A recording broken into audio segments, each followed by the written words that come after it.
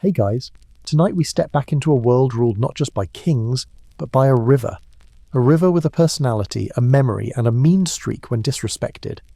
You're going to wake up in a hut of sun-baked mud, stretch your sore limbs, and step barefoot into the sticky, silty banks of the Nile's edge. The air is hot before sunrise, and the harvest season has just begun. And you, dear listener, are expected to carry your weight. Every sheaf, every grain, every breath under the sun belongs, legally and spiritually, to Pharaoh. The land is flat, the tools are primitive, and the overseer doesn't smile much. You think you're just here to gather wheat? Oh no, you're here to satisfy the gods, feed the temple, and meet your royal quota, or else. Spoiler, you probably won't survive this harvest. So, before you get comfortable, take a moment to like the video and subscribe, but only if you genuinely enjoy what I do here. And post your location and local time in the comments. I love seeing where you're tuning in from around the world. Now, dim the lights, maybe turn on a fan for that soft background hum, and let's ease into tonight's journey together. The first thing you feel is the itch. It's not dramatic, just that sticky, damp, back of your neck kind of itch that means sweat has already arrived before the sun even peeks over the palm trees. You blink awake in the cramped darkness of your hut, mud walls, reed roof, and one window shaped more by erosion than design. You sit up on a mat that smells like the inside of a burlap sack and run your fingers through your hair, which now seems to contain both straw and a small beetle. You flick it off, it flicks back. You're in ancient Egypt, and today is not a day off. Outside, the air is thick. Even the flies are sluggish, hovering like drunk ghosts. The ground squelches under your feet as you step outside. The Nile is receding from its annual flood, leaving behind a thick blanket of black silt, prime for planting, prime for harvesting, and unfortunately prime for taxing. Your plot is modest. Technically it's yours. Realistically it's the Pharaoh's, everything is the Pharaoh's. Your tools are simple. A curved wooden sickle with flint blades, a straw basket patched so many times it's more stitch than basket, and hope, mostly blind, sometimes bitter. Other farmers are already gathering near the river, trudging barefoot with shoulders slumped and eyes still halfway in the dream world. Someone coughs, someone else swears at a stubborn donkey. A few children chase frogs with unearned enthusiasm. Then, as if conjured by dread, the temple overseer appears. He rides a cart pulled by 2 oxen and wears a linen tunic that's too clean to be trusted. His staff bears a carved ankh, and his ledger tablet is already unrolled. He doesn't look at the people, he looks at the fields. He's there to calculate what you owe. 4 sheaves per row, minimum, he announces without turning his head. Short rows will be inspected, delays will be recorded. A few of the older workers sigh. A younger one mutters something about a curse under his breath. You don't join in. You're too busy doing the math. You have exactly enough energy for a full day's labour if nothing goes wrong. Spoiler, something always goes wrong. You wade out into the field and the mud sucks at your ankles like it wants to keep you. Your first cut with the sickle is clumsy. You're not new to this, but it still takes a minute to find the rhythm. Grab the stalks low, angle the blade, quick snap, tie them in a bundle, stack, repeat. Your back complains by the second row. Your fingers already feel raw. This harvest will take days, if the weather holds, if your tools last, and if the Nile doesn't change its mind. Historians still argue whether ancient Egyptians truly believed the pharaoh was a god, or just a guy with good PR. But out here the difference doesn't matter. When the tax collectors come, they don't care about floods or blisters. They care about numbers, and the numbers are stacked against you. At midday the sun becomes a hammer. You pause only long enough to sip warm water from a leather pouch that tastes like whatever animal it came from. Your stomach growls. You eat a piece of bread that feels more like compacted gravel. You check the pile. It's not enough, not even close. A small boy from the next farm over waves to you with a frog in his hand. He's smiling. You envy that. Not the frog, the lightness, the not knowing. He hasn't yet counted how many bundles he needs to survive the year. By nightfall, your knees feel like wet rope. You've stacked less than half your row. A nearby worker collapses in the mud, prompting a muttered prayer and a shake of the head from a passing scribe. No one stops working. No one can afford to. You walk home with your sickle dragging behind you, carving a lazy line in the dirt. Back in your hut, the beetle is gone, but the straw still scratches.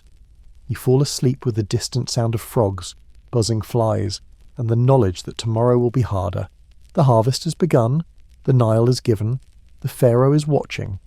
You wake to the sound of coughing, not yours, not yet, but deep, wet, and close enough to make you wonder if someone just coughed up a frog. Probably your neighbour again. He's been hacking like that since the last flood season, and the temple healer keeps prescribing the same thing: garlic paste, honey, and a chant whispered 3 times into the wind. Spoiler, it hasn't worked.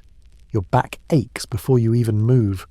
Sleeping on a reed mat over packed dirt doesn't do favours for your spine. You twist to sit upright, wincing as each vertebra wakes up with its own complaint. The air inside your mud brick hut is thick with heat, even though the sun hasn't fully risen. It smells like old sweat, scorched clay, and that one unlucky onion you forgot to eat 3 days ago. The onion, by the way, now resembles a religious artifact, mummified and deeply untrustworthy.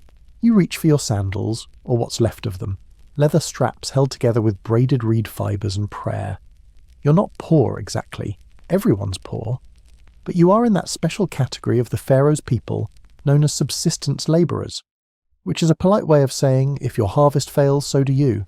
Outside your yard isn't much. A few rough clay pots, a chicken you're trying to pretend you don't plan to eat, and your pride and joy, a very slightly cracked water jug that doesn't leak unless you tip it wrong, treasure. Your wife is already up, sweeping dust from a place that is fundamentally made of dust. She gives you a tired smile. Your 2 children, both under 10, both feral, are chasing each other with sticks that are technically also your fence. You sigh. It's fine. The sticks were never doing much fence work anyway. Breakfast is a single slice of yesterday's barley bread, which tastes faintly of ash and entirely of hardship. You gnaw on it carefully, avoiding the part that seems to contain a beetle wing. You're not mad about it. Protein's protein. Then comes the walk. Your field is nearly a half-mile from your hut, along a winding, uneven trail that hugs the Nile like a lazy snake. The path is dotted with carts, donkeys, farmers, and barefoot children, all trudging in the same direction. The early light glints off the river in that soft gold way that almost tricks you into thinking this is beautiful. And in a way it is. The Nile is everything: giver of life, carrier of silt, ruler of calendars, divider of rich and poor. You've learned its moods like you've learned your own hands. When it floods too high, it drowns. When it doesn't flood enough, it starves. When it's just right, the Pharaoh eats, the priests smile, and you get to live. But even when it's good, it's not good for you, because the Pharaoh's grain quota doesn't shrink when the flood shrinks. It stays exactly the same, which means your field needs to work twice as hard. And so do you. At the edge of your plot, you meet your cousin Hori. He's been waiting with your shared donkey, who is somehow both ancient and petty. The donkey has eaten part of your grain sack overnight. Again. You sigh. Hori shrugs. Better the sack than our fingers. You both laugh a little too hard at that. The day begins again. Bend, slice, bind, lift. Your sickle blisters are now layered with sickle calluses. Your muscles have moved beyond soreness into something resembling grim resignation. You lose track of time. The sun rises.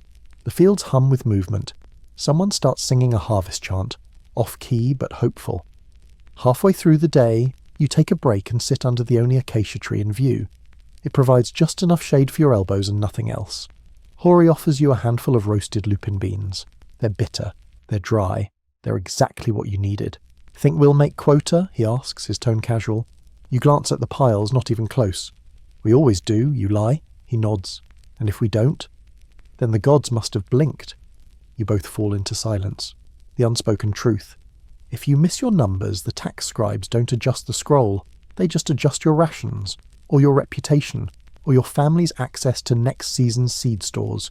The Pharaoh doesn't starve. You do. That evening you limp home with your basket half full and your spirits half lower. Your youngest greets you with a broken clay doll and a demand for more bread. You hand her a kiss and a beetle-free corner of what's left in your pouch. Close enough. Dinner is stew, more water than lentil, flavoured with dried herbs and desperation. But it's warm, and it fills the space between your ribs just enough to let sleep sneak in later. As darkness falls, you step outside to rinse your hands in a small pot of Nile water. It's cloudy, a little slimy, you wash anyway. Overhead, the stars are coming out. Orion glitters near the horizon. The priests call that constellation the god Sar. They say he watches over the dead. You wonder if he watches the living too. You wipe your hands on your tunic, exhale into the night, and glance toward the river. The Nile murmurs back. Not in words, just a quiet, eternal reminder. You harvest for Pharaoh. Pharaoh harvests for the gods. And the gods! They never miss a meal. The Nile is quiet in the morning, still glassy, pretending to be innocent. But you know better. You know it's watching. And more importantly, you know they are watching. The tax collectors. You spot them as soon as you step into the fields. They're never subtle. A pair of officials dressed in pale linen that somehow stays clean even when they walk through mud. One holds a tally stick, the other carries a papyrus scroll tucked under his arm like a blade, and yes, behind them, lumbering and bored, is the temple ox cart, ready to collect your best bundles. You feel it in your stomach, the slow coiling of anxiety. Because today isn't just a work day, it's a counting day, and counting days never favour the counted. You and Hori exchange glances. Didn't know it was today, he mutters. Of course you didn't, you say. They never announced the guillotine either. He snorts, but his shoulders tighten. You both move faster. The bundles aren't tied as neatly. The stacks aren't placed as precisely. You're trying to make the field look fuller, the work look further along. You're not cheating, you're adjusting. The way the sun adjusts its heat, or how Pharaoh's agents adjust your reported yield after a bad flood year. As the collectors approach, the talk in the field dies. No more chanting, no laughter, just the dry hiss of stalks being cut and the occasional squawk of a frustrated donkey. The lead collector, a man with a nose like a hawk and the eyes to match, stops at the edge of your row. Name, he says, not looking at you. You answer. So does Hori. He makes a mark on his tally stick. Quotas unchanged. Temple tithes due today. State share to be weighed at sunset. He says it the way someone might announce the weather, or an eclipse. Then he starts measuring. Each bundle you place on the weighing stone gets scrutinized. Too light, it's tossed aside. Too stock heavy, it's sneered at. One bundle, damp with dew, is flagged as underweight due to moisture. You're charged anyway. You clench your teeth. Not because it's unfair, that ship sailed ages ago, but because there's nothing you can do. Historians still debate whether these quotas were truly standardized, or if local officials massaged them in favor of Pharaoh's prestige. But from where you're standing, it feels a lot like extortion with extra eyeliner. The second collector, the one with the scroll, nods each time his partner inspects a bundle. His brush strokes are quick, efficient. Your life is being recorded in a series of lines and dots, ink and power. They move down the field like a creeping tide, leaving behind a trail of numbers and dread. When they finally pass, Hori lets out a long breath. Could have been worse, he says. How? They could have asked about the missing corner of the field. Ah, yes, that. You both glance toward the western edge, where the river's most recent flood took a generous bite out of your plot. A whole row of young grain lost to waterlogged soil and shifting banks. You tried to disguise it by planting reeds and stacking your tools in front. The collectors didn't look closely, or maybe they did. You won't know until the final tally.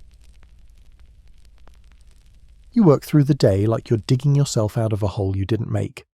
The sun climbs, the blisters on your hands deepen. By late afternoon your shirt is soaked through and your knees feel like chewed wood. And then, as you're hauling a final bundle to the stack, you hear the low clatter of hoofbeats on stone. You freeze. It's a temple scribe, elevated, perfumed, riding a donkey that looks better fed than your children. He carries a rolled scroll and a bronze stamp. His presence means one thing: verification. Temple quotas are sacred. The priesthood claims their grain allotments based on what the gods require to maintain balance and fertility. You learned long ago not to ask how the gods came up with those numbers. You just give them what they want, or risk a drought being blamed on you. The scribe dismounts with a groan and walks straight to your bundle pile. He doesn't greet you, doesn't ask, just starts inspecting. He lifts a sheaf, pulls it apart, sniffs it, as if he's hoping to catch a whiff of heresy. One stalk is bent at an odd angle. He frowns. Careless, he mutters. Then he drops it. No adjustment, no mercy. You watch, silent, as he moves to the next farm. Hori lets out a low whistle. Temple's touchy this year. They're always touchy, you reply. It's their favourite pose. That night, you walk home with fewer bundles than expected, more deductions than you deserve, and a deeply bitter taste in your mouth. Dinner is barley porridge. Again. Your wife adds a hint of garlic. You add a silent prayer to the Nile. Your daughter shows you her drawing, scratched into a tablet of mud with a stick. It's a family, smiling, holding loaves of bread the size of oxen. You smile back, even though your real bread would struggle to feed a lizard. As night falls, you sit outside with your knees pulled to your chest, staring at the water. The Nile shimmers in the starlight, pretending to be peaceful. But you know what it really is. A calendar, a judge, a scale that never tips in your favour. And tomorrow you'll rise again, sickle in hand, hope in short supply, because Pharaoh doesn't care if you're tired, only if your quota is.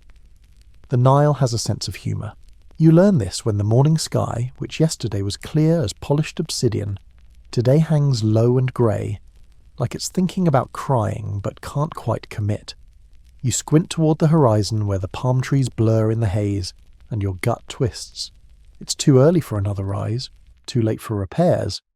But the river doesn't run on your schedule, and neither does your overseer. He's already in the field when you arrive, pacing with his arms behind his back like a man rehearsing bad news. Which he is. He stops near your row and jabs a thumb toward the riverbank. Flood markers moved last night, he says. The water crept 4 hand lengths into the storage pit. Your brain doesn't process that right away. Then it hits. The storage pit. That's where you keep the bundles you've already harvested, where your last 2 days of blistered labour sit, wrapped in reed mats and stacked with what little ceremony your aching back could manage. You sprint. The pit isn't deep. Just a depression lined with stone and packed silt. But the bottom 3 layers of grain bundles, wet, the kind of wet that attracts mildew, mould and insects with complicated political systems. You touch one of the bundles and it squishes. A nearby worker sighs audibly. Offer it to the temple, he says. They'll say the gods prefer it pre-soaked. You laugh, but it's the kind of laugh that lives dangerously close to crying. You drag out what you can. The top layers are salvageable. The rest? Well, you could try drying them out, but that risks spores. If a tax inspector sees any sign of rot, you'll lose the full weight. Maybe more. The Nile giveth, and the Nile soggeth. You spend most of the morning hauling soggy sheaves into the sun. You lay them on woven mats, turn them like fish on a grill, and hope the heat pulls out enough moisture to avoid rejection. Your arms sting from the repeated motion. Your nose itches from the musty scent. You're going to be sneezing dried grain for the rest of the month. By midday, your cousin Hori arrives with news. Another farmer's storehouse, farther upriver, collapsed. The water rose overnight without warning, and a corner of the embankment gave way. Half his harvest? Gone. He's offering his ox to the temple in exchange for forgiveness, Hori says. You blink. That'll only work if the priest likes stew. It's stew or exile, he shrugs. Historians still argue whether Nile flood levels were fully predictable using ancient methods like measuring wells or observing Sirius.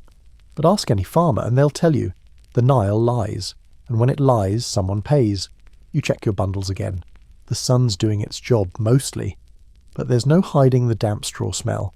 You stack them anyway, wrapping the bottom ones in dry reeds and hoping no one smells too closely. That afternoon, the scribes return. They're here for mid-season estimates, which is like getting graded on a test while still taking it. The one with the hawk nose has been replaced by a new official, thinner, meaner, and wearing a pendant shaped like the goddess Maat. Balance, truth, order. You don't feel balanced. The scribe inspects your stack. He reaches for one of the bottom bundles, the wettest one, and you wince. He pauses, then he smiles. Dry enough, he says. You don't exhale. You collapse. He marks your name, nods, and moves on. You stare at the stack like it's a miracle. Like maybe, just maybe, today turned out okay. Then Hori nudges you. Don't celebrate yet. They're measuring canal wear tomorrow. You groan. Canal wear refers to erosion, and debris from your stretch of the irrigation system. It's your job to maintain it, even though you didn't dig it, even though half the damage was from your neighbour's cow. If it's under your plot, it's your problem. You add it to the list, along with everything else you're responsible for and nothing you control. That night the wind picks up. It carries the scent of distant rain, of mud that hasn't even been born yet.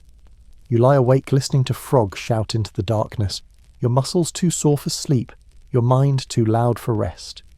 Your wife turns toward you, whispers, "How much more?"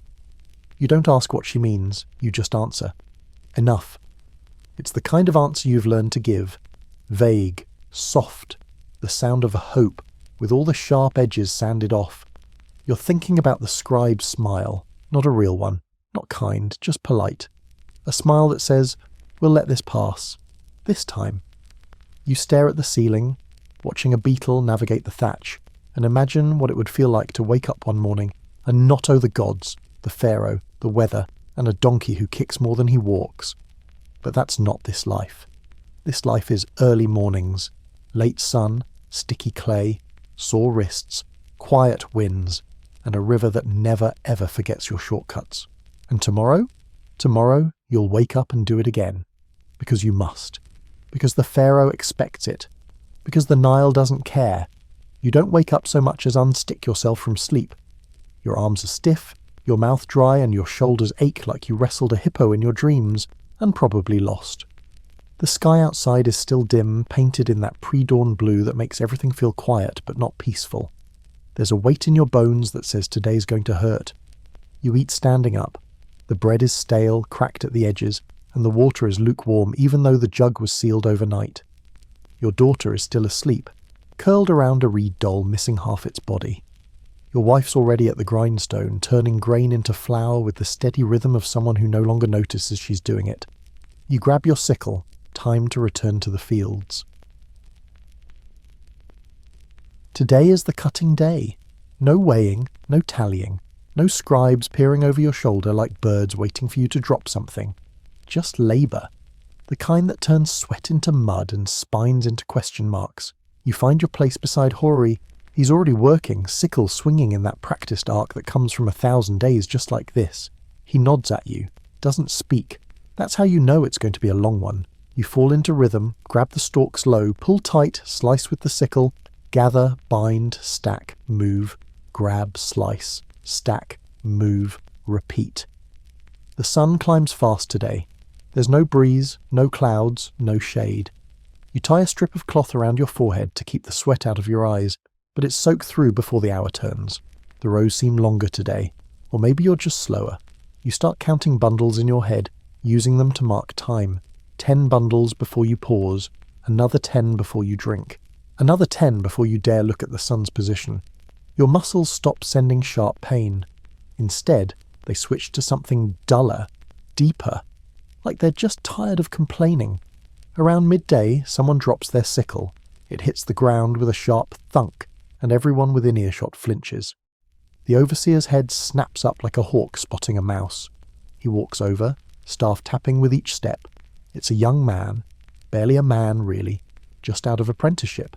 His hands are red, blistered, shaking, his eyes brim with tears he's too proud to let fall. The overseer inspects his row. It's only half complete. Too slow, the overseer says.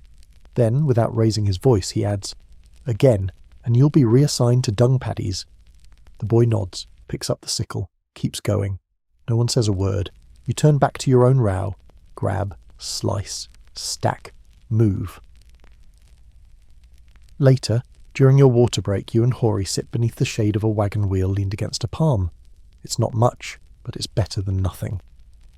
Hori unwraps a bundle of dried fish and passes you one. It's chewy, salty, tastes like it was cured in regret. "You remember when we used to help our fathers during harvest?" he asks between bites. You nod. "Barely. I just remember getting yelled at for falling asleep on the bundles." He chuckles. "Now I dream about falling asleep on bundles." You both laugh, but it doesn't last. "Do you think," he says, voice low, "we'll be doing this forever?" You look out at the rows. Endless. Stalks as far as the eye can see. Yes, it's not cruel. It's just honest. By afternoon, the field smells different, warmer, sharper. The stalks are drier now, snapping more than slicing. A wind picks up, stirring the dust, sending flecks of chaff into your eyes, your nose, your shirt. You sneeze 3 times in a row and seriously consider if that's enough to take a break. It's not. A nearby cart collapses under its own weight. One of the axles splits, and the bundles scatter like spilled secrets. The workers groan. Someone kicks the wheel. The overseer makes a note. The sun begins its descent finally. The heat doesn't ease, but the shadows return. You feel a small relief when your fingers stop shaking. Not because you're better, because they're too tired to shake anymore. You finish your final row with your hands cramping. The sickle's grip has carved into your skin. You step back, admire the neat line of harvested bundles, and for just a second, you allow yourself the luxury of pride. Then you remember these aren't yours, they're Pharaoh's. At home, you collapse into your usual seat, really just a dent in the wall beside the door, and take off your sandals. Your toes are unrecognizable. Dust, blood, a blister that looks like it's thinking about having children. Your wife hands you a bowl of lentil mash. It's hot, thick, a little smoky. You swear it's the best thing you've ever tasted. Your son climbs onto your lap and asks, "Did you see the gods today?" You shake your head. "They were busy," he nods, satisfied. "Probably helping the river." You smile. But later, when everyone's asleep, you sit outside with your back against the mud brick wall and your feet buried in the cool dirt. You stare up at the stars. You know the gods aren't helping the river helps the gods, and the rest of you just cut, grab, slice, stack, move, every day, until the river judges you finished. The next morning, the overseer arrives before the sun does. You hear the ox cart long before you see it. The familiar thud-thud of hooves on hardened mud, the sharp creak of worn wooden wheels, the rhythmic tap-tap of the overseer's staff against the cart frame. You and Hori are just tying on your sandals when the shadow falls over your rows. "Inspection," he announces, in that too calm voice that always means trouble. Anyone behind quota will be motivated accordingly. He doesn't need to clarify what motivated means. Everyone here's seen it. Your back tightens. He steps off the cart. His robes are cleaner than usual, the linen stiff, sun-bleached. He's carrying 2 things, a bronze tablet and a cane made of palm wood, worn smooth from years of use. It's more than a walking stick, it's a symbol. Authority you can feel, authority that stings. He walks slowly down the rows, stopping every few paces to measure the harvest bundles. His assistant scribbles inky marks onto the bronze, scratching so hard you can hear it. Then he stops at your plot. You inhale quietly, hands clenched behind your back. Hori glances at you from the corner of his eye, but neither of you speak. This is a game, and you know the rules. Silence is safer than defense. The overseer kneels, pulls apart one of your bundles and inspects the stalks. His brow furrows. He weighs it in his hand. Then, too slowly, he drops it. "Light," he says. "You're cutting high." Your gut twists. You knew you were cutting low. You made sure. You even nicked your knuckles on the soil line yesterday trying to be thorough. This is a game, and the rules are, the overseer is always right. Still, your mouth opens. Thwack. The cane hits the bundle beside your foot, hard enough to send bits of grain flying. You flinch, but don't move. "Excuses take time," he says. "Time steals from Pharaoh." He moves on. Hori leans in later after the overseer disappears down the row. "You okay?" You nod slowly. "He's looking for a scapegoat," Hori grunts. "He always is. Better it be us than someone with goats." You almost laugh. Almost. The rest of the day moves slowly. You're shaken. Not from fear, no, you're used to that, but from the realization that even when you do it right, it can still be wrong. Because this system isn't built for your success, it's built for your compliance. Midday brings heat. The kind that presses against your skin like a wet plank of wood. You keep working, cut, bind, stack, lift. Over and over. Your hands are swollen, fingers stiff. You're down to your last strip of clean cloth, and even it smells like old onions and sunburn. By late afternoon, the overseer returns. Of course he does, but this time, He's not alone. He's brought the junior enforcer, a boy barely older than your son but already built like a pillar. He carries a longer staff and wears a sour expression that says he's trying very hard not to care. This is the punishment round. They're targeting the man 2 rows over. Nikem, older, slower, half lame from a hip injury 2 seasons ago. His pile is thinner than it should be. No one argues. The overseer mutters something to the enforcer. A minute later, Nikem is on his knees trying to explain. Rain washed part of the row. I've done double rows every day since... Crack. The enforcer's staff comes down on the back of Nikem's shoulder. Not hard enough to break, just hard enough to bruise, to remind. You stand still, eyes low, lips pressed thin. Nikem doesn't scream. He just picks up his sickle and keeps going. Historians still argue whether such punishments were regulated or improvised, whether scribes recorded them or turned their styluses the other way. But if you ask a farmer, they'll tell you justice in Pharaoh's land is measured in visible obedience. That evening, as you walk home, you pass the temple walls, high, smooth, painted with sacred glyphs. A priest stands at the gate, muttering a hymn to the sunset. You catch only a phrase, "May Mat bring balance to the scales." You almost snort. Balance?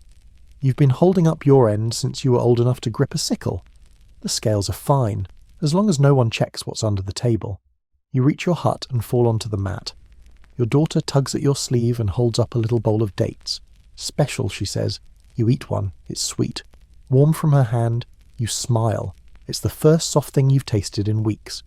Later, your wife rubs your shoulders. You don't speak.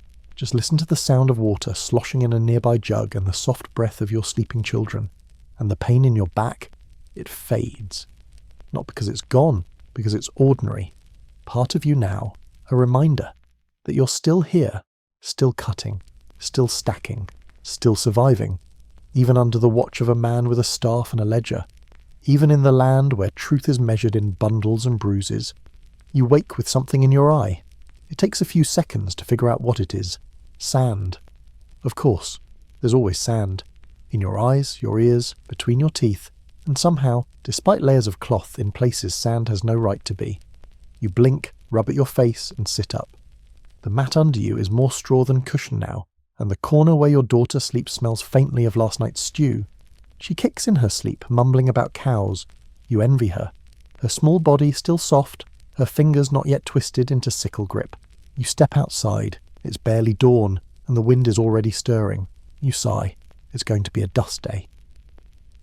Dust days are what happens when the wind decides to sweep across the fields like a broom made of tiny razors.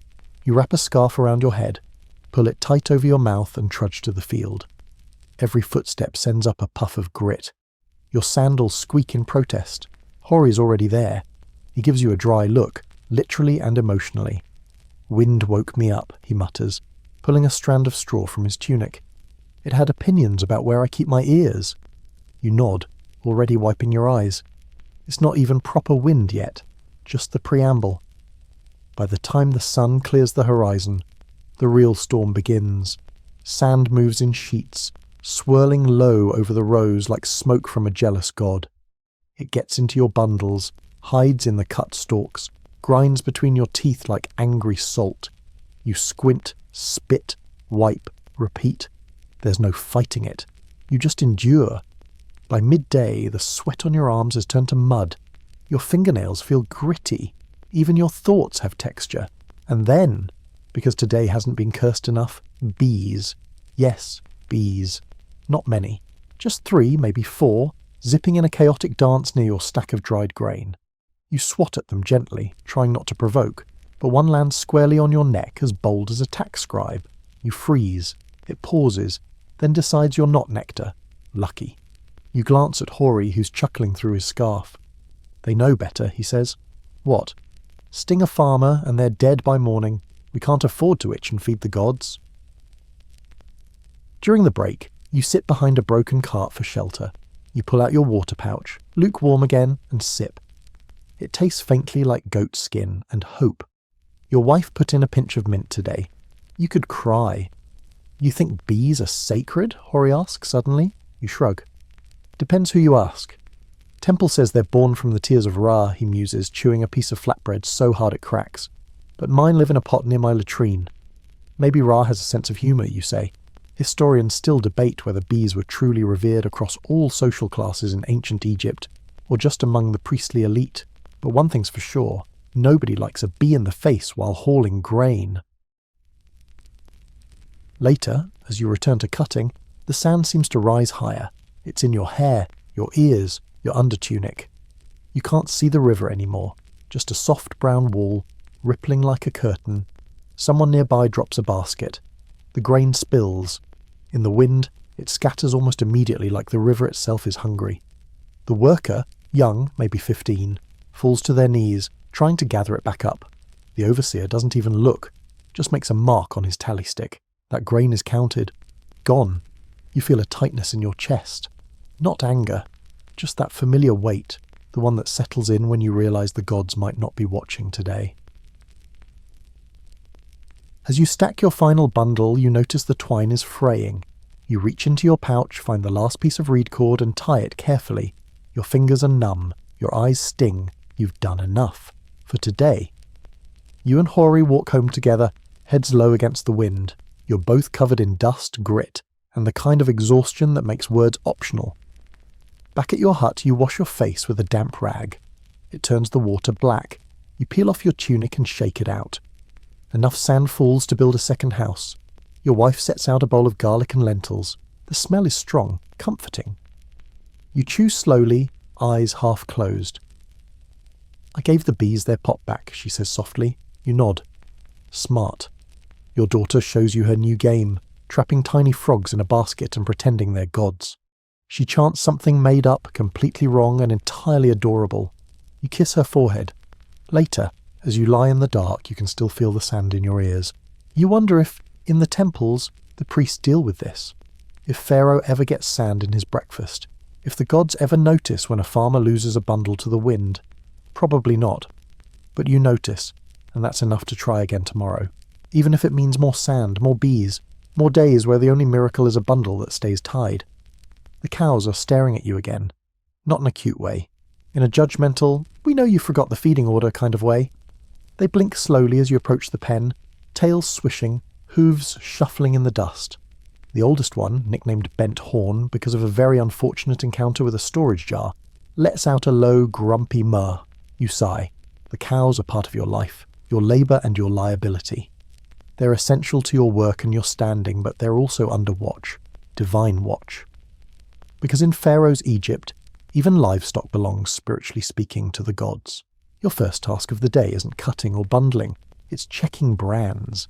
Each cow must be inspected for markings, family seals, temple stamps and age rings cut into the ear folds. You kneel beside Bent Horn and run your fingers along the faint image scorched into her hide, a stylized eye, half faded. It's the temple mark of Hathor, goddess of fertility, women, and, inconveniently, cattle. The branding is decades old, but it still counts. These cows are on loan. Technically, they're temple property. If one gets sick, you owe a fee.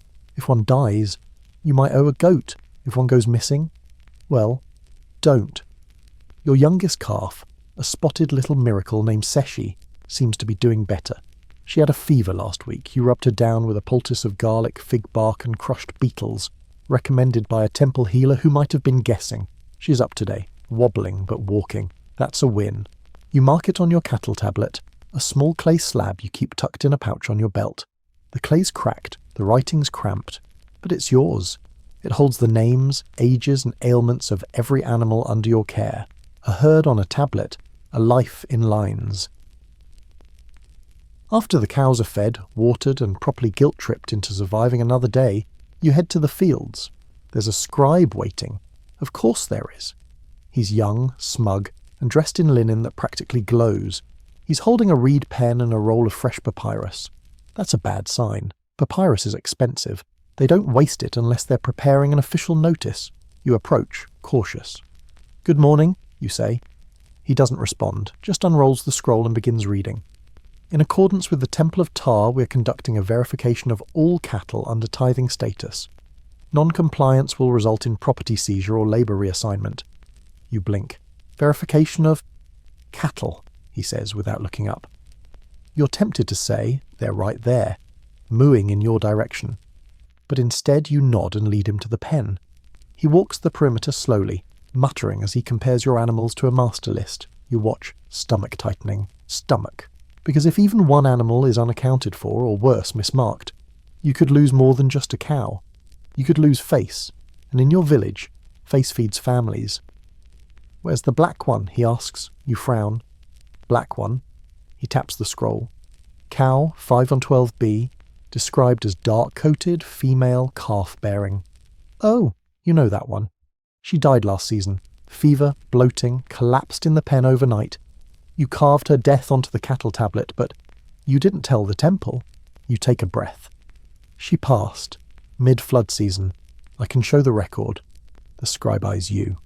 Was a replacement submitted? No, you admit. We didn't have the yield to trade this year. He scribbles something. You feel the cold steel of tension slide down your back. It's not a fine, yet, but it could be. You might be called to the temple, might have to offer a bribe, or worse, lose a healthy calf as retroactive compensation. The scribe nods curtly. Expect reassessment within the moon cycle. Then, and just like that, he leaves. You sit down beside Bent Horn. She chews something that might have been a sandal in a past life. They really want the dead ones to report in, you mutter. Hori finds you like that, head in your hands, muttering to a cow. Rough morning, he asks.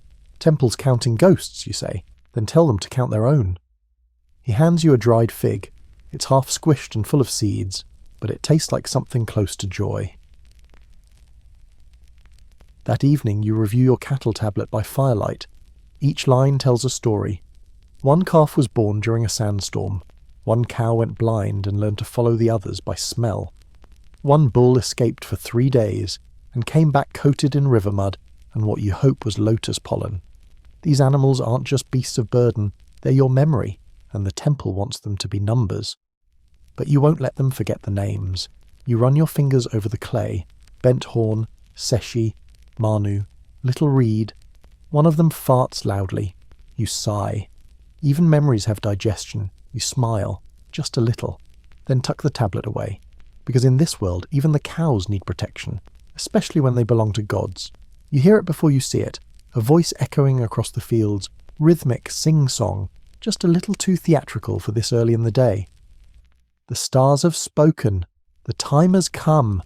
Oh no, it's the astronomer priest. You turn to see him approaching like a storm dressed in white linen. His arms are raised. His staff is tipped with gold leaf. His expression is somewhere between reverent and smug. The harvest shall be adjusted, he declares, as foretold by the great star of Isis. Hori mutters beside you, great, another celestial update. You don't laugh. Not because it isn't funny, but because these updates tend to mean recalculated quotas, recalibrated rituals, and someone very mortal getting blamed for something very astronomical. The priest arrives at the centre of the field, dramatically lifting a small polished stone disc, his sky reader, though you're pretty sure it's just decorative pottery. He speaks to the gathered workers. The star Sirius has risen above the eastern horizon before dawn. The Nile's breath shifts. We must act. Here it comes. We're advancing the final collection cycle by 4 days. Gasps ripple. Whispers too. You and Hori exchange glances. 4 days early? You're behind as it is. Advancing the quota means fewer hours, more bundles, and very likely mistakes. You raise your hand. But the river's still falling. The grain's still soft in the north plots. The priest doesn't even blink. The gods are unconcerned with softness. He gestures skyward.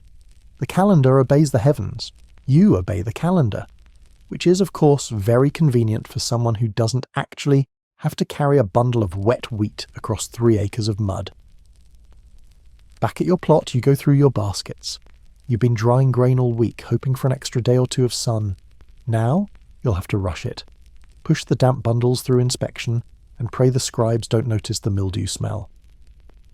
This is going to ruin the tally, Hori says. Historians still argue whether priests actually track Sirius with accuracy, you mutter. Or if they just liked adjusting the calendar when it suited them. He chuckles. Must be nice to blame the stars. You try to calculate what you'll need to finish on time. 2 extra rows a day, fewer breaks, less sleep. No wind, no rain, no animal-related catastrophes. So, naturally, a donkey bites a scribe.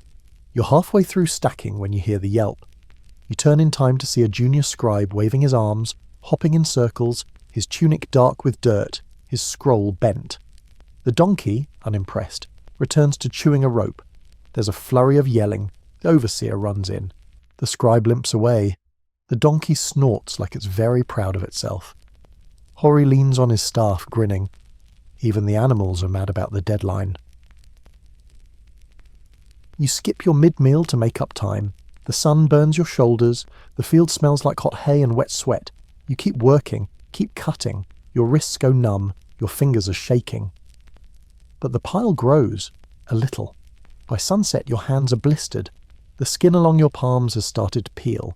You chew a handful of lentils, drink a cup of gritty water, and sit under a tree that has never, in recorded history, provided shade for more than one person. You hear a voice behind you. It's the astronomer priest again. Great. He's not speaking to you directly. He's talking to a group of young workers near the central path. But his voice carries. Do not question the stars. They reveal what is hidden. They know when grain is ready and when men are lazy. That last part is a very earthly jab. You roll your eyes. He continues. Sirius rises and the Nile swells. The gods demand swiftness. Except the Nile isn't swelling. It's shrinking slowly like it always does this time of year. You've watched it, measured it with your own eyes, your own feet. The star didn't change the river, but the star did change your deadline. That night you sit beside your wife, sharing a piece of bread that tastes mostly like charcoal. She tells you the neighbour's boy got in trouble for stealing a bundle of reeds from the temple pool. He said the gods weren't using them, you snort. Smart kid, she raises an eyebrow. He got whipped. Still smart, just unlucky. You don't talk about the star or the deadline or the fact that tomorrow you'll have to harvest twice your usual and hope no one checks the moisture content too closely. Instead, you lie down. Close your eyes, listen to the frogs. You remember when the stars used to feel magical, back when you were small, and the constellations were stories, not tools for squeezing more sweat from your back. Now they're just management. Cosmic middlemen with no accountability. You drift off wondering if there's a star for survives despite everything. If there is, you'd like it carved on your tablet someday, right next to your name. By morning the fields feel heavier, not in a dramatic end-of-days kind of way, just in that quiet, soggy sandal sort of way. The dew clings longer than usual. The bundles you left out to dry feel damp to the touch again. The wind has shifted, and now the scribes have arrived. You spot them marching in from the east, 3 in total, 1 leading, 1 recording, and 1 holding what appears to be a portable balance scale like it's the Eye of Ra itself. Their robes are so white they look like they've never met dirt. Their sandals untouched by mud, which is suspicious because everything here is muddy. You've heard about this trio before. They're called the Clean Weights, not because their math is perfect, but because their ledgers are known to be sharp and unforgiving. The lead scribe stops at the centre of the field and claps twice. Everyone freezes. It is time, he declares, for harvest verification. Oh no. Verification day means every farmer must bring a selection of bundles to the weighing area, present them for inspection, and accept whatever numbers the scribes decide to carve into clay. There is no appeal, no second opinion, only quiet humiliation or quiet relief. You glance at your stack. You did your best. You know that. But the bundles are still damp around the edges thanks to yesterday's fake serious deadline. The tips of the grain stalks are curling, a little softer than ideal. You breathe out slowly. Hori mutters beside you. They'll probably declare us fraudulent and then bill us for the fraud. That's not a joke, you say. I know, he says. You carry your bundles forward, balanced on your shoulder, wrists throbbing with each step. The scribes wave you to your spot, square number 12, marked in the dust with a clay tile. You kneel, set the bundles down gently, and wait. The second scribe begins the weighing. He picks up a bundle, places it on the balance scale, and starts moving clay counterweights around like a child playing with puzzle pieces. Except this game determines whether your family eats next month. The weight is recorded. Then comes the third scribe. His job is measuring grain density. Yes, really. He uses a small reed scoop to dig into your bundle and withdraw a sample. He pours it into a small bowl, runs his fingers through it, squints and declares, "Moist, lower value." Of course it is.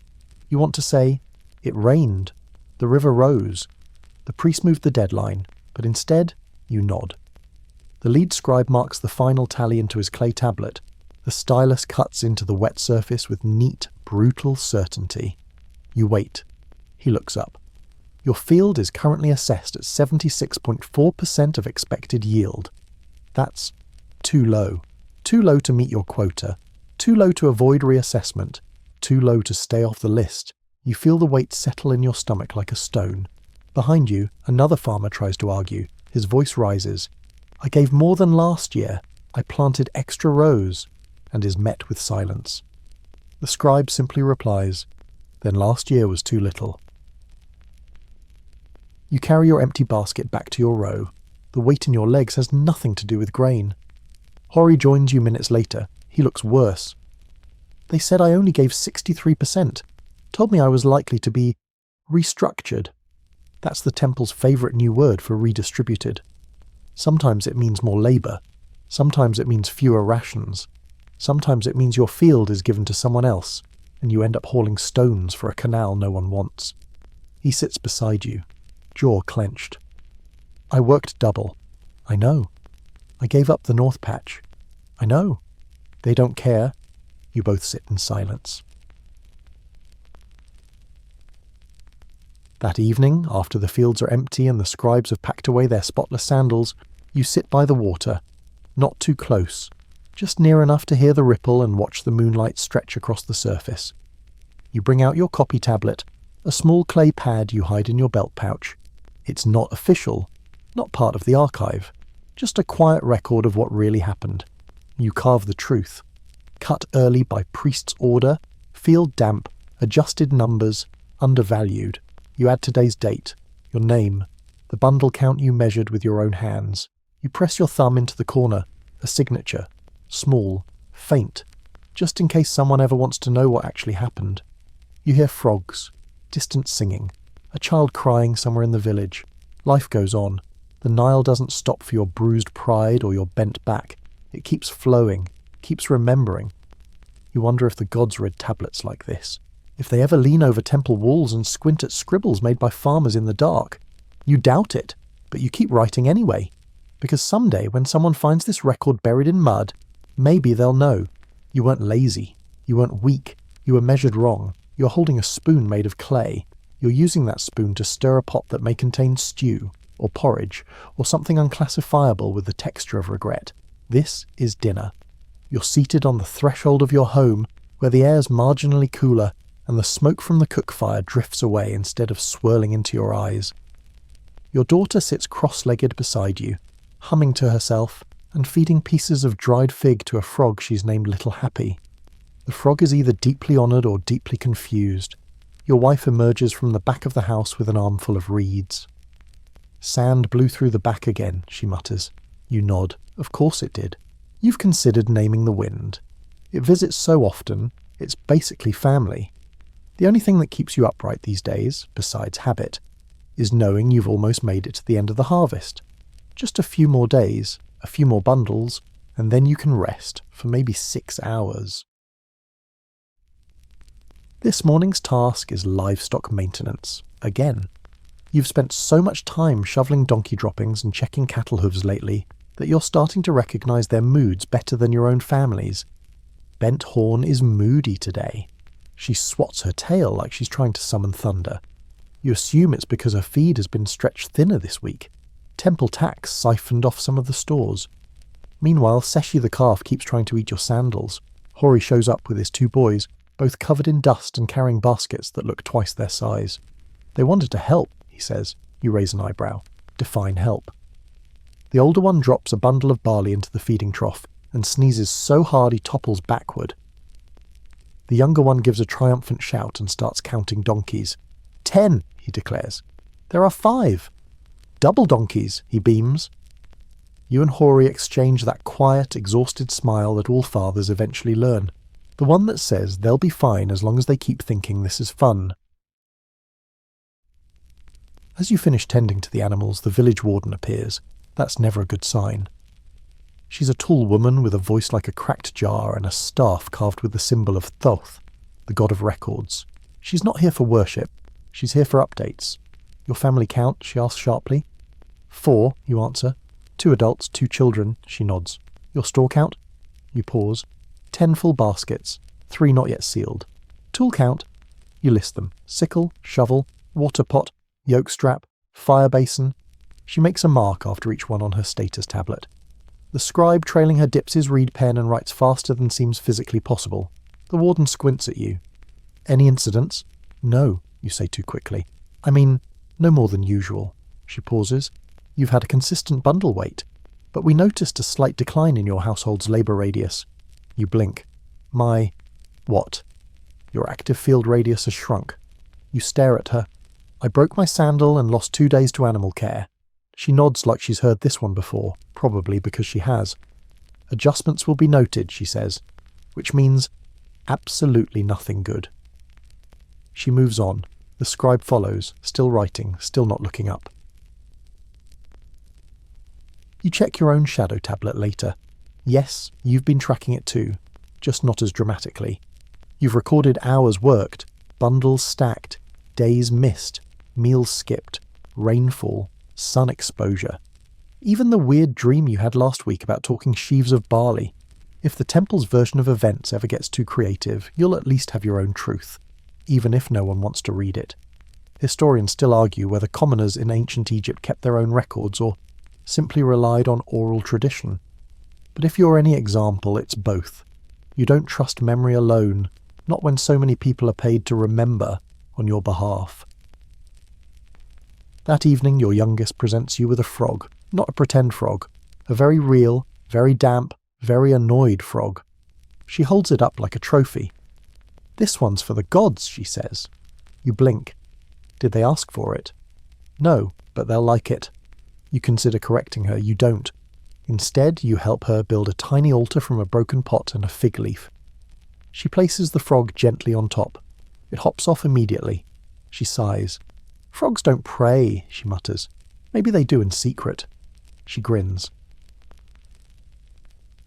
Later, your wife brings out a small bowl of sweet beer, fermented with dates and dreams, and you sit together under the stars. The night air is cool. Your muscles ache. Your mouth tastes like barley and ash. But you're still here, still fed, still unwhipped. The Nile, for now, stays in its banks, and the frog, still watching from the edge of the mat like a tiny green priest. You raise your bowl in its direction. May the gods grant me even half that frog's luck. You drink and close your eyes. Tomorrow's another harvest day. But tonight, you let the frog keep watch.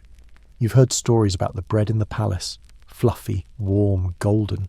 Bread that breaks softly between your fingers and smells like honey and spice. Bread that doesn't crumble into gravel or hide surprises that crunch when they shouldn't. You're not eating that bread. Your bread this morning was baked 2 days ago and spent last night absorbing the smoke from your neighbour's cook fire. It's hard, dry, a little sour in the middle. You chew slowly, carefully, like it might bite back. Because sometimes it does. You pick out something that may be a pebble, or a burnt lentil, or a gift from the millstone itself. You toss it aside and try not to think about it too long. You wash the rest down with warm water that tastes like reeds. Today, you return to the fields. Your arms are lead, your legs aching reeds, but you go anyway. Midway through your first row, you spot one of the granary clerks pacing the road. That's unusual. They don't normally leave their shadowy ledgers and cool storerooms. He's thin, bent slightly from years of hunching over scrolls, and carries a wax tablet under one arm and a long reed pen he keeps tapping against his knuckles. You watch him from a distance as he questions a few workers. They point. He nods. He's coming closer. You glance at your basket. You have nothing to hide. But that's never stopped suspicion before. Farmer, he says, stopping in front of you. Clerk, you reply. He squints at his wax tablet. You're listed as receiving 2 loaves per Labour Day under rations. But temple records show inconsistent collection, you frown. We collect every 5th day. It's what we were told. Not according to the scrolls, he raises an eyebrow. You've been shorted, your breath catches. Shorted? He nods. About 6 loaves based on your hours. That's a lot. That's half a week of food. A child's appetite, a worker's strength. And where did it go, you ask? He doesn't answer, which tells you everything. Someone's skimming, and it's not just you. You gather with a few others at the edge of the canal road after your shift. Hori, 2 elderly farmers, and a woman who runs the barley grinder. Everyone's heard a version of the same story. Loaves missing. Rations miscounted. Some workers dismissed for disruption when they asked too many questions. There's a pattern, Hori says. There's always a pattern, the barley woman replies, and it always ends with the temple saying the gods needed more bread. You stare down at your hands, grimy, stiff, flecked with chaff, and think about the brick-like loaf you chewed this morning. It had an odd flavour, not exactly spoiled, just wrong. The barley woman sees your face and nods. They've been adding more husk, she says, and stones. Stones. Ground so fine you don't see it, but chew long enough and you'll know. You do know. The aching molar on your right side has felt like it might betray you for days now. Historians still argue whether ancient Egyptian workers were fed well by state standards or poorly by modern ones. The records show rationed bread, dried fish, onions and beer, but those records were kept by the people distributing the food, not the ones eating it. And anyway, no scribe ever wrote, "Today's bread tastes like regret." That night you open your shadow tablet again. You add a line. Bread ration shorted, Clark confirmed. Husk increased, stones probable. Then you press a dot. A new kind of marker. One that you've started using for things that feel wrong in a different way. Not just tiring, not just painful, but off. You've started calling it the false weight dot. It marks the kind of imbalance no scribe admits, but every labourer feels. The next morning your wife hands you your bread with a sheepish look. "I tried a new grind," she says. You bite in. It crumbles differently. Softer, a little grainy still, but with less surprise. You smile. "It's good," she shrugs. "I used less husk, so it'll run out sooner. Still worth it." You eat the whole thing, slowly, carefully, gratefully. Later in the field, a young worker drops their bread in the mud and cries. You pick it up, dust it off, hand it back. They take it like it's gold, and in a way it is, because this isn't palace food, this is bread with corners, with flaws, with stories, and somehow it still keeps you standing.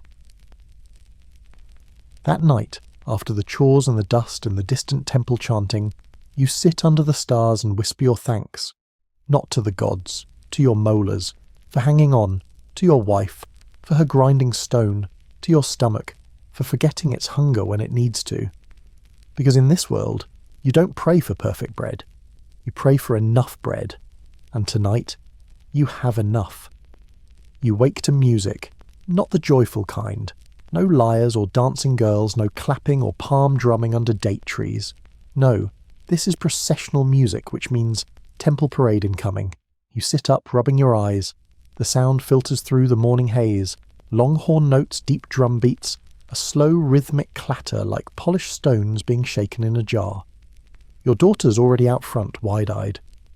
"They're coming," she squeals. Of course they are. It's the Festival of Lamps, one of the mid-season temple celebrations. You forgot it was this week.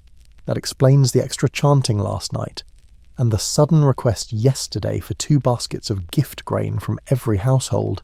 Not a tax, they said, a divine offering. You'd like to see the difference written on papyrus.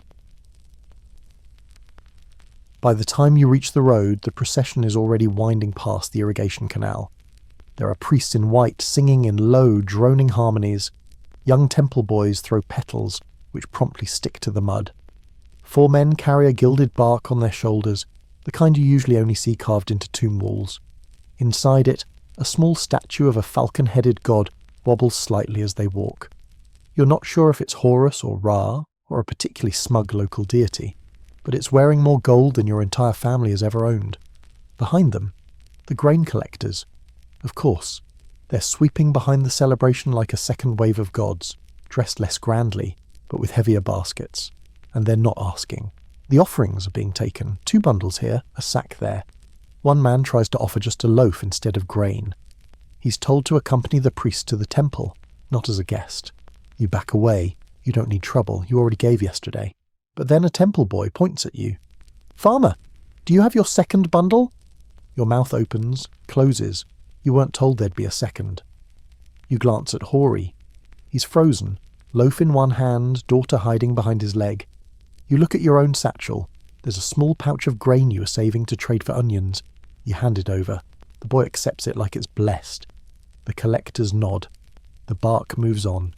You stand in silence. Chapter. "Second bundle?" Hori mutters as soon as they're out of earshot. "They invent numbers faster than they harvest," you say. He sighs. "I was going to give that to my brother. I was going to eat it." You both watch the procession disappear toward the temple. Later, back in the fields, the workers are buzzing. Some are angry, some confused. A few, weirdly, are excited. They say the Festival of Lamps will bring better yields next season, that the gods will favour those who gave freely, that the light in the procession will shine on your doorstep if your bundle was honest. You stare down at your fingers, still sticky with grain dust. You hope they're right, but you've been honest before, and the gods still took more. By late afternoon, the fields are quiet again. You and Hori finish your row, sweating under the last push of sunlight. The bundles are lighter, not because the grain is poor, because you're holding back, just enough, just in case, because when the gods come with drums and gold, they come hungry. Historians still argue whether festivals like this were genuine religious events or elaborate tax collection schemes with a holy soundtrack. But to you, standing barefoot in the mud, the result is the same. Less in your hands. That evening you return home to find your daughter lighting a clay lamp with a reed wick. "For the gods," she says brightly. You smile despite yourself. You strike the flint, help her light it. The tiny flame flickers in the draught. She cups her hands around it, proud. You watch it dance, fragile and gold, just like the one on the bark, except this one's yours. Yours to light, yours to protect. You sit with your wife and share a bowl of onion broth, thin, sharp, and surprisingly warm. You tell her about the second bundle, about the singing, about the falcon statue with its golden crown and bobbing smirk. She raises an eyebrow. You think they'll remember who gave? You shake your head. They'll remember who didn't. She nods. Later, as you lay down, you write one more line on your shadow tablet. Festival took 2 bundles. Unexpected. Called it devotion. Felt like theft.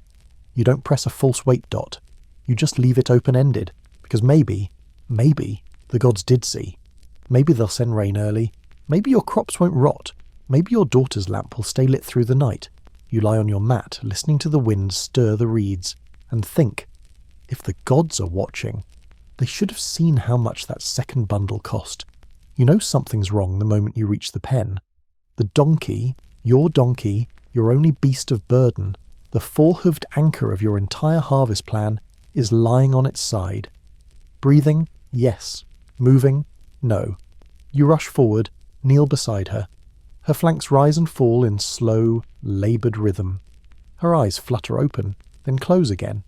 Her ears twitch feebly. You've seen this before. This is the not dead but close stage, and if you don't act soon, you'll be down not just an animal, but the traction, hauling power and ritual balance of your entire field. You call for Hori, who jogs over, already frowning. He kneels, presses his hands gently to the donkey's stomach, then lifts her lip to check her gums. Dehydrated, he says, and probably bloated. You sigh. She had less barley mash this week. We were saving some for tax weight. Yeah, Hori says quietly. That'll do it. You spend the next hour coaxing her upright. You dribble water into her mouth, rub her flank with warm cloths, mash soaked figs into a rough paste and smear it across her gums like you're both healer and lunatic. She lifts her head briefly, then flops back down. The temple healer arrives around midday. You had to trade 2 bundles of semi-dried grain to convince him to come, on foot. Apparently the temple's ox was busy blessing ceremonial carts, whatever that means. The healer prods, pokes, mutters something about bad omens, then pulls out a small pouch of sacred herbs. He burns some under the donkey's nose. She sneezes. Still has breath, he says. Is that a diagnosis? Close enough. He leaves behind a jar of something that smells like week-old beer and promises it'll rebalance her spirit. You try not to scream. That afternoon, word spreads through the village. Your donkey is sick. And in Egypt, in the season of harvest, a sick donkey is more than just bad luck. It's a sign that something's wrong with the flow, the divine energy, the balance between effort and yield. By evening, 3 different neighbours have stopped by to whisper suggestions. Bury a feather from a temple ibis near her hoof. Name her after a goddess. That might confuse the evil spirits. Rub onion juice on her tongue. Worked on my aunt's goat. Even your daughter gets involved. She makes a necklace of clay beads and hangs it around the donkey's neck. For good dreams, she says. The donkey doesn't protest. You try to sleep that night, but your mind spins. You've lost time, lost labour. If she doesn't improve by morning, you'll have to carry your bundles yourself, in baskets, on your back, twice as long, twice as painful. And if your field falls behind, you've seen what happens. Historians still argue whether donkeys in ancient Egypt were sacred or just indispensable. Some records show them honoured in funerary offerings. Others show them taxed like wheat and barley, valued only when useful. But to you? She's family, tired, grumpy, possibly cursed, but family. At dawn, you're at her side again, you stroke her nose, she opens one eye, and come on, you whisper, we're not done yet. She shifts, then slowly, blessedly, she pushes herself upright. You don't cheer, don't speak, you just press your forehead to hers and breathe. You work slower that day. Every load takes longer. The donkey isn't strong yet, but she walks, follows, pulls a half-cart with her usual mix of stubbornness and squeaky effort. Hori walks beside you. She's tougher than she looks, he says. So are we, you reply. That evening your wife gives you a bowl of stew that smells like cumin and something sweeter. She doesn't ask about the donkey. She doesn't need to. Instead, she sets down a fresh strip of linen, newly woven, tightly spun. Bandage her hooves, she says. Wrap the weak one. You nod. You take the cloth outside. The donkey blinks at you in the fading light. You wrap her hoof carefully, gently, like it matters. Because it does. Because she matters. Not to the scribes, not to the temple, but to you. And tonight, that's enough. Later, as the stars rise, you make a note on your shadow tablet. Donkey ill, lost half day, temple healer useless. Daughter's beads may have helped. You smile, then add a small sun symbol beside the line. That's your own code, your own private blessing. You've decided the sun means something survived. And today, so did you. You've never actually seen a real magician. You've heard of them, of course. Robed men with silver pendants, heads shaved clean, eyes lined in kohl so they always look like they haven't slept since the last eclipse. Supposedly, they whisper to crocodiles and summon rain with a cough. But in reality, the closest you've ever gotten to magic is the local herb woman, who once insisted your cousin's foot rash was caused by an evil stare from a donkey. Still, you're desperate. It's been 2 days since your donkey fell ill. She's standing now, eating slowly, but her gait is unsteady and her tail barely swishes. You're grateful she's alive, but grateful doesn't move bundles. So when the barley grinder's daughter whispers that a wandering amulet peddler is visiting the edge of the village, you go. You don't tell anyone. Not Hori, not your wife, you just go. You find him beneath a tamarisk tree, sitting on a woven mat surrounded by tiny clay bowls, dried herbs, feathers, and enough bone fragments to start a second pyramid. He looks up as you approach. His beard is patchy, his tunic stained, his sandals mismatched. A good sign. You trust a man who's too distracted for symmetry. I need help, you say. He doesn't blink. He just gestures to the mat. You sit. He reaches into a pouch and pulls out a strip of leather, a few coloured beads, and a small metal disc stamped with the eye of Horus. For balance, he says. She's not balanced, you reply. She stumbles, breathes like she's drowning. He nods. You've given figs? Yes. Prayers? Yes. Onion rub? Yes. Salt under the left hoof? No. He clucks his tongue and shakes his head like you've forgotten to light a sacred brazier. He ties the beads to the leather, folds it twice and hands it to you. Hang it from her ear. Whisper her name into it. 3 times. Before sunrise. And the salt? He hands you a tiny pouch. Only from near the river bend. Not just any salt. Riverborne.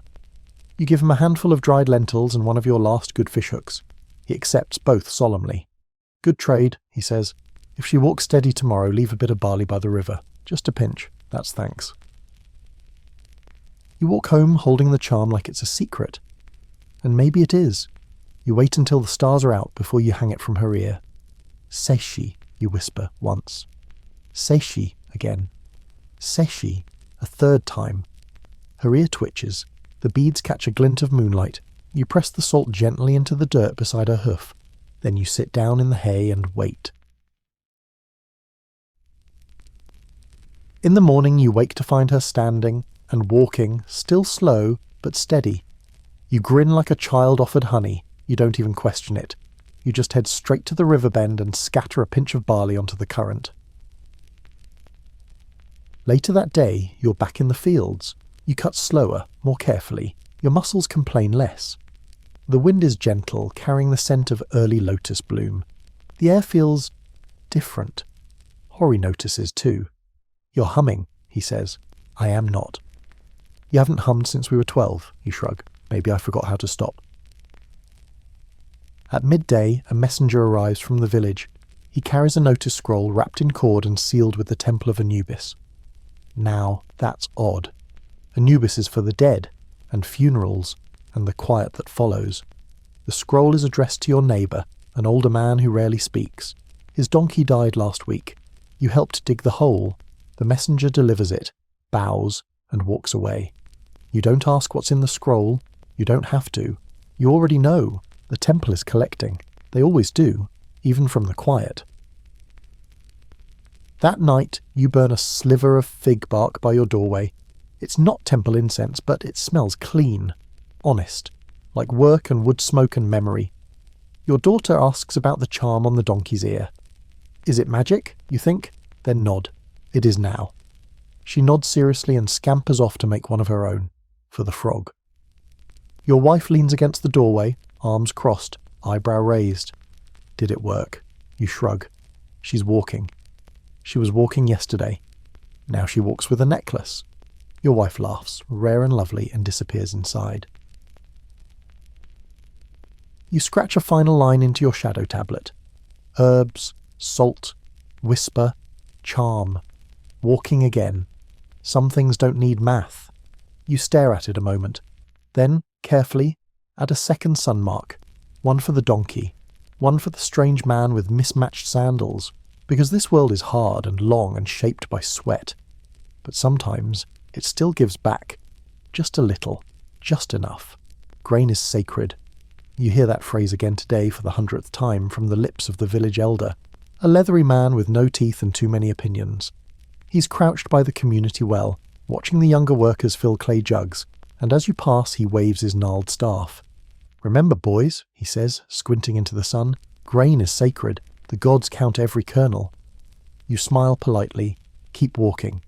Because here's what he doesn't say out loud. Your neighbours count every kernel too, and one of yours is missing. You noticed it this morning. Just one basket. Nothing dramatic. Nothing that would trigger a temple report. You keep your grain in the storage pit behind your hut, covered with a thick reed mat and wedged between 2 low stones. You check it every night. Last night, 22 bundles. This morning, 21. You know because you count every day. Quietly, like a habit, like a superstition.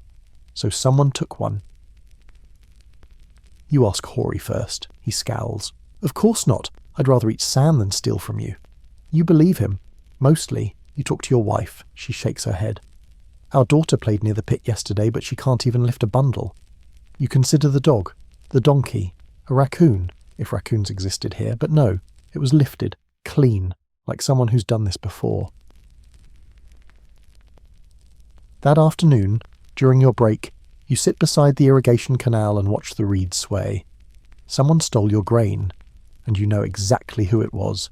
Menna, the neighbour 2 huts down, a wiry man with a nervous laugh and fingers too fast for honesty. He always looks over his shoulder, always gives too many compliments. You noticed the new scratch on his sandal. You noticed how his basket looked just a little heavier this morning. You don't have proof, but you don't need proof. You live with proof. You sweat for proof. You sleep in dust for proof. And now someone else is walking away with your grain in your basket. That evening you pay Menna a visit. Not a confrontation, just a hello, just a noticed you added a new lid to your pit, just a your donkey sounds healthier. He smiles too wide, offers you stale bread, talks too much, and says absolutely nothing. You leave without raising your voice. Because that's not how things work here. There's no real justice. Not for you. If you accuse him publicly, you'll need witnesses. If you go to the temple, you'll need a bribe. And if you retaliate privately, you'll risk being reassigned to a canal cleaning crew for 6 months. So instead, you write it down.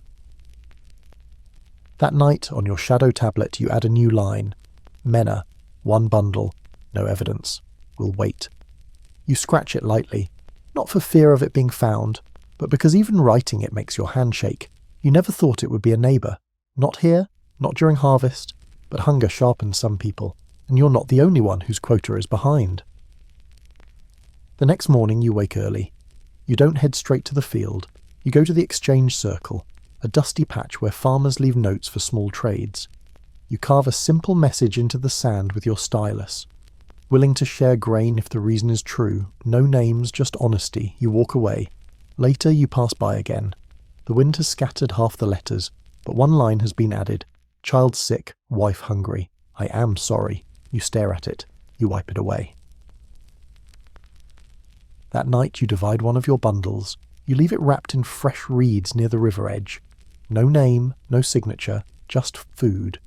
Because maybe that's what justice looks like here. Not punishment, just understanding.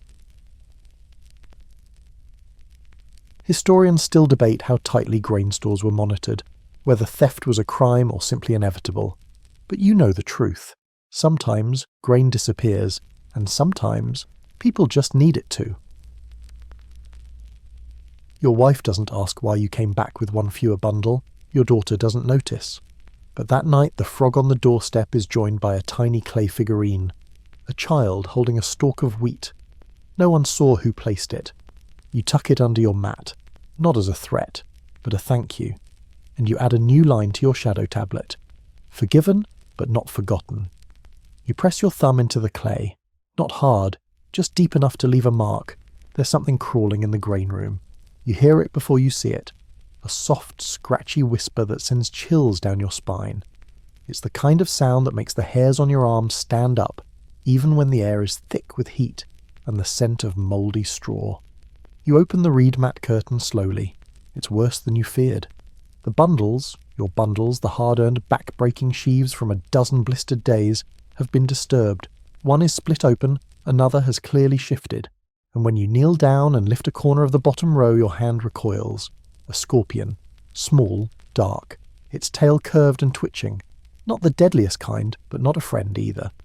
You grab a broken pot shard and flick it away, heart pounding. It skitters across the floor and disappears into a crack in the wall. You sit back, breathing hard. Then you notice the real problem. 3 of the bottom bundles are damp. Not just a little damp, soggy. The kind of soggy that smells like rot in the making. Your stomach sinks. You touch the wall. It's cool. Too cool. And then you see the culprit. A small crack in the corner, just wide enough for moisture to seep in from yesterday's sudden evening rain. It must have trickled in overnight, right into the lowest tier. You start to unstack them, but it's too late. There's mould. Not a lot, but just enough to be noticed. Just enough to ruin the tally if the scribes check too carefully. And you know they will. This isn't a harvest anymore, this is a test. You call Hoary. He helps you carry the worst bundles outside and spread them on reed mats. The sun's already climbing, but the humidity is stubborn. You flip the sheaves, try to shake out the worst of the mould, but the smell lingers. Think we can salvage them, he asks. You don't answer right away. You remember what the overseer said 3 seasons ago when another farmer tried to dry mouldy grain. If the gods smell rot, they turn their backs. not very encouraging. You try everything. You hang bundles from the rafters, hoping airflow will help. You roll them in dry reeds. You even ask your wife if she remembers the old barley poultice trick. Pack mouldy sheaves inside heated fig leaves to draw out the damp. She squints at you. That's for fever. Well, you mutter, the grain is sick. By late afternoon, the room smells like sun-warmed mildew and desperation. You're down 6 bundles. You're sweating through your tunic, and the scorpion reappears. This time, you squash it. You feel bad for a moment, but only a moment. That evening, a scribe arrives unannounced. Of course he does. He's not from your village. His accent marks him as someone from further up the river, maybe near the delta. His scroll is clean, his ink fresh. That means he's here to confirm someone else's report. You meet him outside. I'm inspecting grain storage integrity, he says with zero warmth. Yours is listed as potentially compromised. You fight the instinct to glare. Instead, you nod. Of course, right this way. You lead him inside, you show him the stacks, the ones you saved. The others? You move them to the shadow pile, a dry pit under your neighbour's old workshop. Covered, hidden, not perfect, but better than having them seen and struck from the record. The scribe walks slowly, squints at the ceiling, sniffs. He doesn't touch anything, but he doesn't smile either. He makes 2 notes, then leaves. You collapse beside the grain pile and let your head fall into your hands. You didn't lie, not exactly. You just edited. You saved what you could. You protected your season. Historians still debate whether Egyptian farmers were expected to declare every loss or simply maintain the appearance of abundance. But you know, if you confess, you lose. If you hide, you gamble. Today, you gambled. That night, as the sun sets behind the tamarisk trees and the frogs begin their watery choir, you sit beside your wife and try to explain. There was mould, you say, and a scorpion, and it felt like the walls turned against me. She listens quietly, then hands you a cup of water and brushes a twig from your shoulder.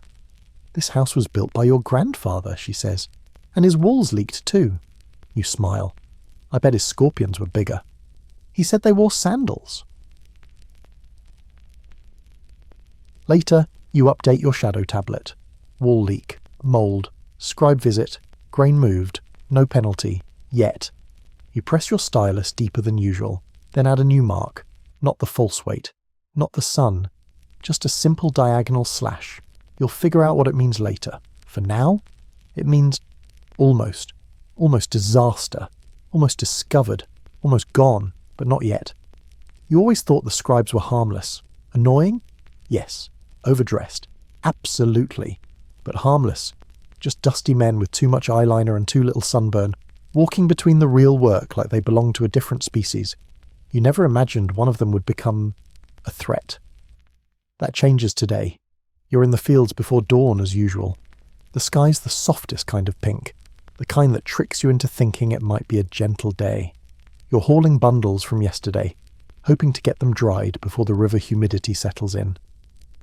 Then you see him, the scribe with the green sash. He's leaning against a cart, arms folded, eyes on your row.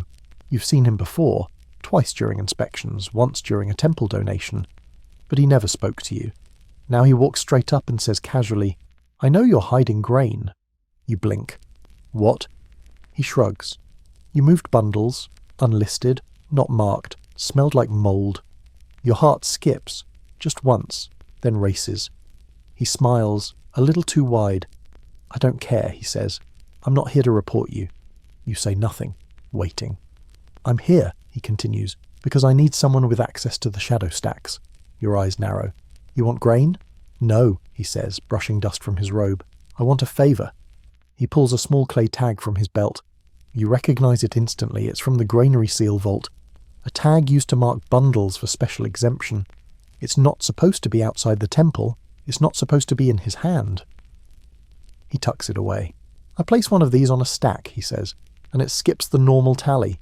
No weight, no loss. It disappears. Clean." You say nothing. "I do it 2, maybe 3 times a season. Helps balance the scrolls, keeps certain names in good standing." You glance around. No one's watching. I'm offering you a chance, he says. You pretend not to see, and I make sure no one ever inspects your bundles again. He smiles again. Forever.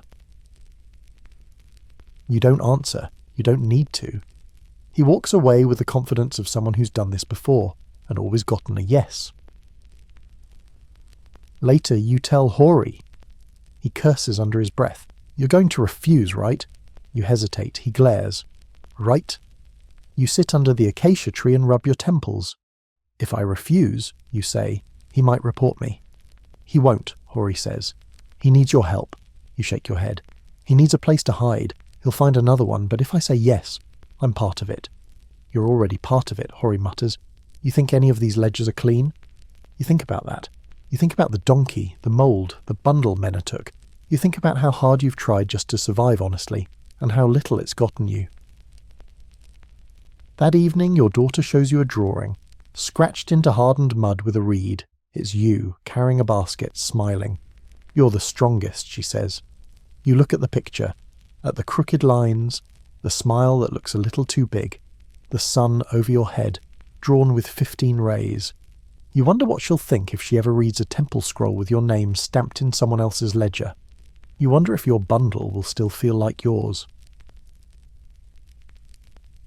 That night you scratch a line onto your shadow tablet. Green sash. Offer made. No answer given. You stare at the space beneath it for a long time. Then you press your thumb into the clay. But not for approval, not for guilt, just as a mark, a pause. Because sometimes silence is the only move you're allowed. Historians still argue whether corruption in ancient Egypt was endemic or exaggerated, whether scribes skimmed out of survival or self-interest. But to you, corruption isn't a concept. It's a man with clean hands offering you a dirty deal. And you? You're just a farmer. You work with your hands. And tonight, your hands feel heavier than usual. You dream of scrolls that rewrite themselves, of bundles that whisper, of ink that bleeds into soil. You wake up sweating, not from fear, from the weight of knowing that somewhere, someone's already stamped your name, and you don't yet know what for. Your body is done. It doesn't say this politely. It says it by refusing to lift the next bundle, by making your knees lock halfway through a step, by sending a sharp jolt through your back when you try to bend, and then laughing, quietly, painfully when you try again. Today is your last row of the harvest. You're not done harvesting entirely. Pharaoh's share still needs weighing, and temple scribes still need to make your fingers ache with signatures, but the cutting, the hauling, the endless repetition of sickle to stalk is nearly finished. You stare at the ground, the final stretch of golden stalks waiting like a test you're too tired to pass. You start slowly. No rhythm now, just motion. Cut, stop, breathe, cut, gasp. Adjust grip. You keep going because you've come this far, because walking away now would feel like digging a grave with a half-finished shovel.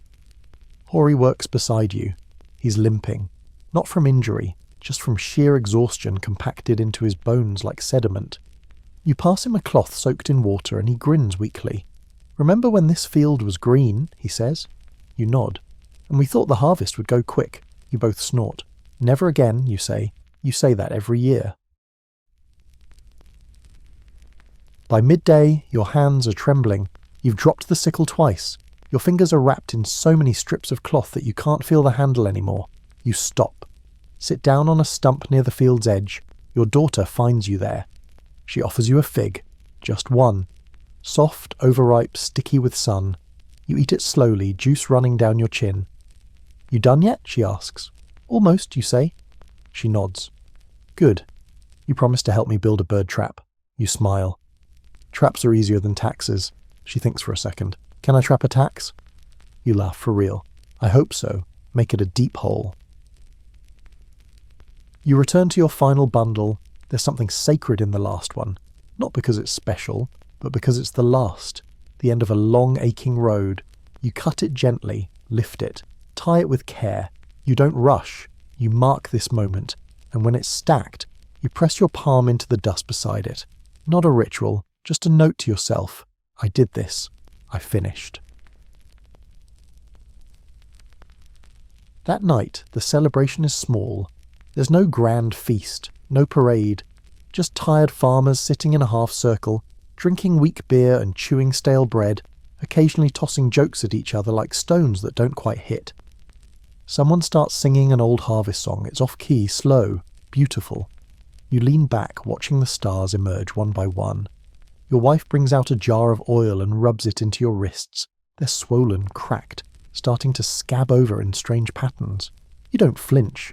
You just watch the way her fingers move. She's done this every season. She knows your bones better than the temple record does. Your shadow tablet, she says. How does it end? You shrug. It doesn't. She tilts her head. Even after the last bundle? Especially after, you say. You open the tablet one more time, add the line, harvest complete, final bundle clean, spine, debatable.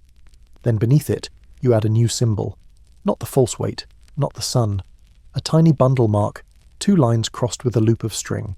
You've never used it before. It means done, but not done with me.